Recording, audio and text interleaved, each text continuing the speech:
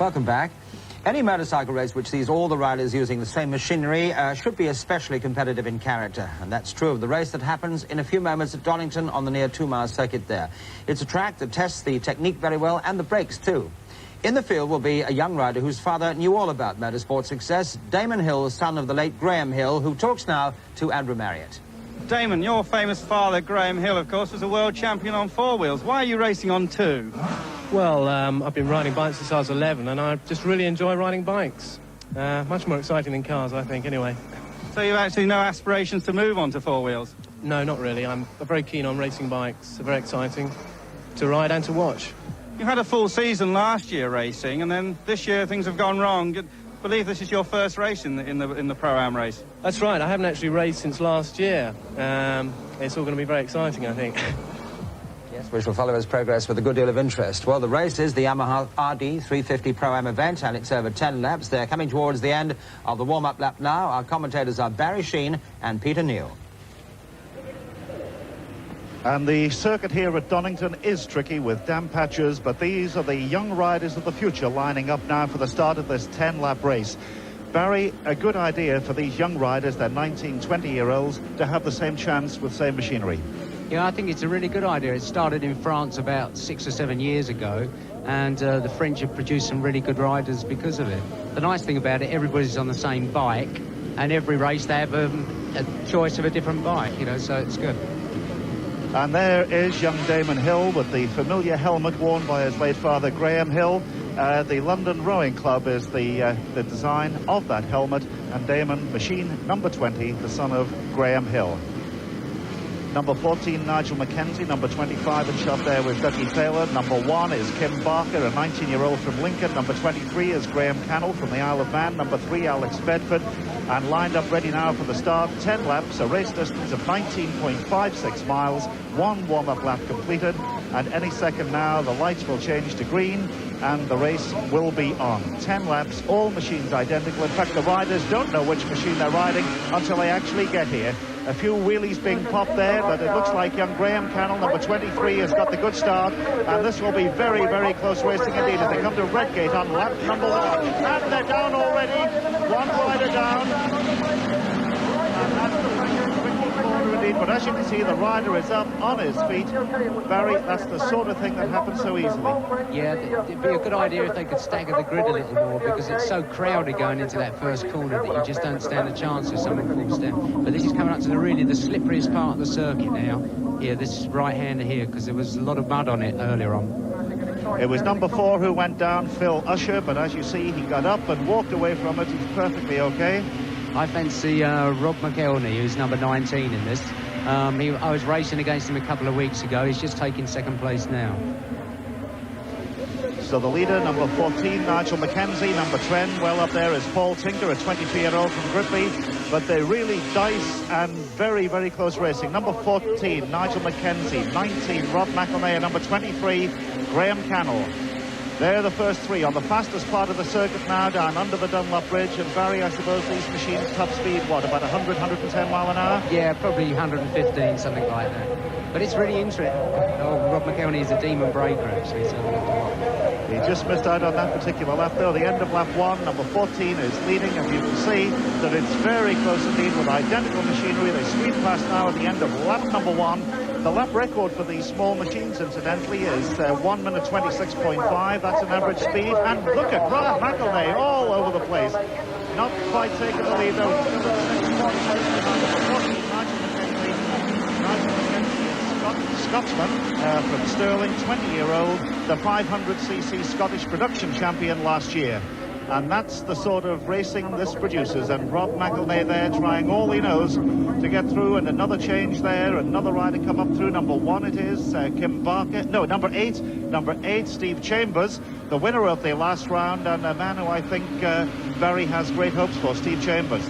Yeah, he's going very well. He had an accident a little while ago and broke his ankle, but I think he's getting back in the groove again now. I think if Rob McElhenney had settled down a bit and stopped trying so hard, he'd go a lot quicker.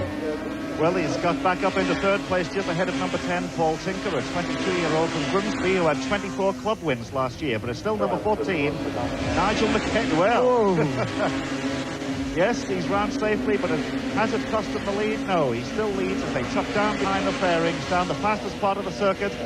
Number 14 and number 8, 14 Nigel McKenzie, number 8 Steve Chambers, as Chambers got it now as we come to the chicane. Lap 2, they sit up and brake almost side by side into the chicane. And number 14 just holds it. McElnay, number 19, still holds on to that third place with number 23, Graham Cannell, still in fourth spot. Side by side now, 2 laps completed. And can Steve Chambers, machine number 8, take the lead as they come up to Redgate on lap number 3? And he has. Yeah, I think Steve Chambers is he's the youngest guy in the race, and he shows the most promise of any youngster in Great Britain at the moment. Number 3, I'm told, Alex Bedford, and number 11, Ray Swan, have both retired. They're in the pits, but now we're coming through Hollywood and Craner curves in top gears, round about the 100 mile an hour before braking for the old hairpin. Number 7, Gary Paget, is off at Starkeys. Number 7, Gary Paget, one of the most experienced riders, but not in this race. And number 8 is in trouble. Oh no, they stopped the race. They stopped the race. The race is being stopped.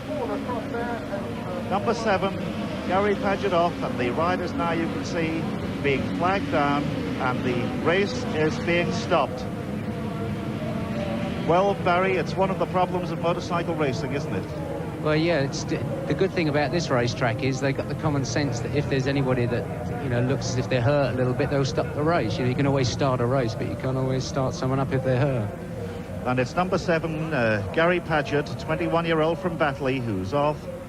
And Gary, of course, won the Formula 3 round of the World Championship in the TT only last week, but it hasn't been his day today. How difficult, Barry, are these machines to ride? Because they are basically production bikes, aren't they? And yeah, they're being used for racing. I think the thing is, when the circuit's dry, the biggest problem with them is after about 8 laps, they're only on standard road tyres, and the tyres get very hot, and they start to slide about a lot, which is something you don't get on a racing bike, because these tyres have got quite heavy tread in them. Talking of tyres, you're out a little later on in the World of Sport Superbike Challenge. Have you decided what tyres you're going to use yet for the race later on? Yeah, big round black ones at the moment. No, we've got so many different compounds that it looks, in actual fact, as if it might rain a bit later on, so I just have to wait and see.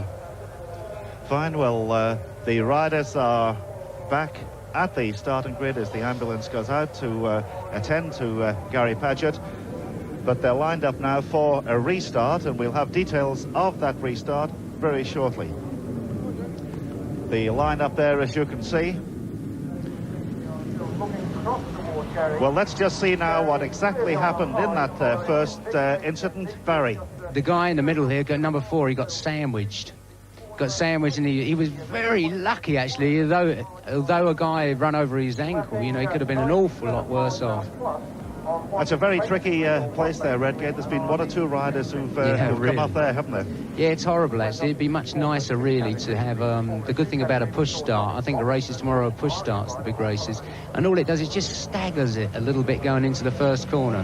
Because when I go into the first corner, if I'm first, that's okay. If I'm in the middle of the pack, I get right on the right-hand side of the track, and I lose a lot of time, usually. That's the way. And the ambulance, as you can see there, for Gary Paget being taken away for attention immediately. Excellent medical services here at Donington. I'm told when the race restarts, it'll be over 7 laps of the circuit. But as I was saying, Barry, I think you'd agree that the medical facilities here at Donington are absolutely superb. Yeah, they really are good. You know, I think the whole circuit here really is commendable, because they put money's not really okay, it's an object, but they put everything in that they get back through spectators coming in, and they've ploughed a fortune into the place, and it really shows. You know, they got good ambulances, they got a lot of medical staff, and in actual fact, they deserve a Grand Prix here, really. And so, as Gary Paget receives the attention there, and he'll be taken to the medical unit here at the circuit, and doctors will be in attendance straight away. But right now, I think we can go out and join Andrew Marriott on the grid. Rob, you're having a great battle there. How is it going for you? Oh, it's good. It's good fun, that's about all, really, you know. Not like a real racing bike, then? No, you've got to keep your brain in control, you know, don't go too airy. Just keep it right for the racing bikes, you know. Well, Barry Sheen on the commentary was praising you very highly. He says you're one of Britain's brightest new stars. What have you got to say about that? Well, things are going really good this year, and the bikes have kept going well. I think that means most of it. If your bikes keep going, you get a lot of experience. It all comes together in the end, I think. And this adds to it, of course. Oh, yeah. This helps you. Well, it gives you the clue what the circuit's like for your race, really, you know. You don't want to be going too fast on these. OK, Rob McEllier, thank you very much. Back to you, Peter. Right, so, Barry, he seemed quite pleased with your comments. Yeah, he did. Well, he deserves them. You know, he was riding really well, and I was quite surprised he was riding so hard on that road bike, actually. But on his totally different style on his racing bike, he's very calm and cool, and doesn't sort of throw it all over the track. But I guess a road bike's different. So just a reminder of what happened in that particular incident. Let's take a look at it again. And you can see, as Barry said, he's sandwiched there, isn't he? Yeah, he doesn't stand on there. Well, it hasn't started now. Number 4, he's just coming through now, and he touches the number 3, and he doesn't stand a chance because number 3 is coming right across the front, and he's actually lost it now, but you can't really see it. You can see his foot. That's it. OK, right, now he's down. But he's a very lucky lad because the chaps behind him did a good job to avoid him. And in actual fact, the bike, if you look, it got all the way through and it didn't knock anybody else off, which is quite amazing.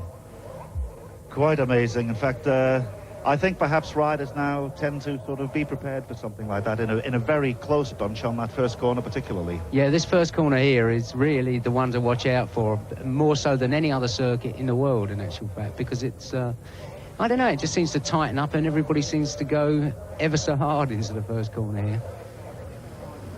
So the ambulance clearing the course, and let me just repeat once again that when the race restarts, it will be over 7 laps of the circuit, the distance almost 14 miles, and the restart exactly the same order with Rob McEllier, who Andrew was just talking to a moment ago, in pole position, machine number 19, and he is still holding that pole position. It was interesting to notice that young Steve Chambers, he was on the last but one row of the grid, and it only took him, 3 laps to get up the front. So he's on the gas. Fine, so as you can see there, number 14, the man who was leading, Nigel Mackenzie, a 20-year-old from Stirling. As I said, he's 500c Scottish production champion, runner-up in last season's races. Quite a lot of these riders had some success last year. Kim Barker, number 1, for instance, was the 1979 Cheshire Club champion in the 125, and he was also runner-up in this Proam series last year. That's Kim Barker, a 19-year-old rider from Lincoln.